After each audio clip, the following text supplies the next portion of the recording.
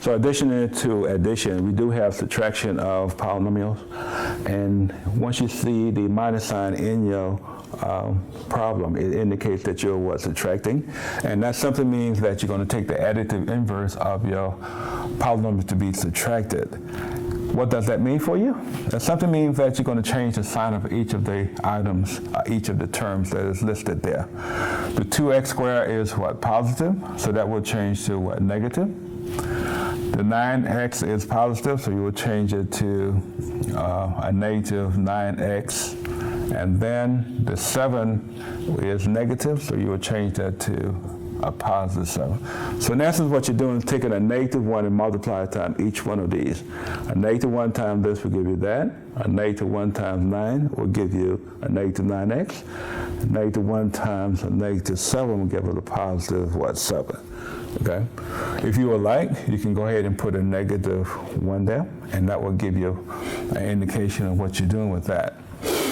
The first, there's nothing in front of that, so you're just going to drop the parentheses and rewrite your terms that you have for your first. Once you have done that, then we combine like terms.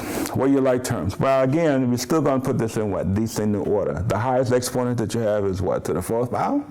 I notice that I don't have any more like that, so I'm going to rewrite this as 3x to the 4th. This is gone. Our next term will be your x squares. I'm going to circle it for emphasis. We have 11, and then we have a negative 2. Subtract 2 from 11, we're going to get 9. And it's a positive 9 because the 11, which is larger, is positive. From here we have our x to the 1st power. This is a positive 5, and this is a negative 9. We subtract because 1 is negative, 1 is positive. So again, we have 5 from 9 will give us a negative 4. And then finally you have your constants, and you have a negative 11, and then you have a positive 7. Again, we subtract, and that will give us a negative 4. So our final answer would be 3x to the 4th plus 9x squared minus 4x minus 4. Okay, and that is the difference of those two polynomials, just combining like terms after taking the additive inverse of what we have. So that's addition as well as subtraction. From here, we want to do multiplication. For multiplication, which will also bring in the laws of exponent.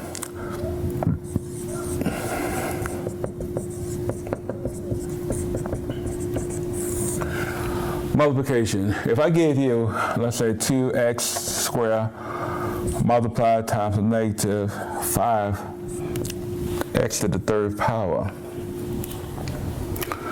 As you see, this is a monomial, and this is also a monomial. You multiply those two things. How do you multiply? You multiply the coefficients.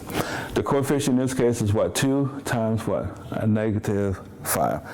And for emphasis, I'm going to write it so that you can focus on that only.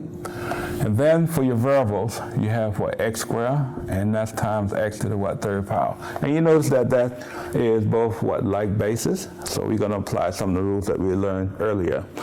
What's 2 times a negative 5? That's a negative 10. And basically all it is organization. You're combining these things the way that they appear. And here we have multiplication of like bases. We write your base, which is x, and if you remember, we multiply by adding the exponent. 2 plus 3, and 2 plus 3 will give us 5. So our final answer there would be just a negative 10, x to the 5th power, okay? That's a monomial times a monomial, but we have things like a monomial times a binomial.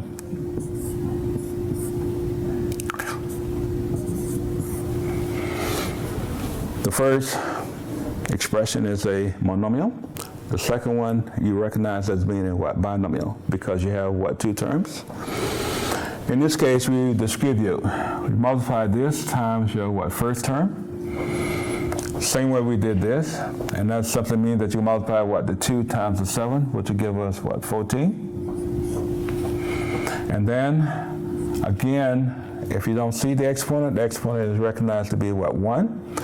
You multiply y cubed times y to the what, first power. As we did with this thing, we just write your base, which is what, y, and you add your exponents, 3 plus the 1. 3 plus 1 will give us what? It'll give us 4. And then finally, we have what? These two things. We have 2y cubed times a negative 3. There's no variable in that last statement, so we're going to multiply the 3 times negative 3 times the 2. And 3 times negative 2 times negative 3 will give us what? Negative what? 6. And then we have y to the third power.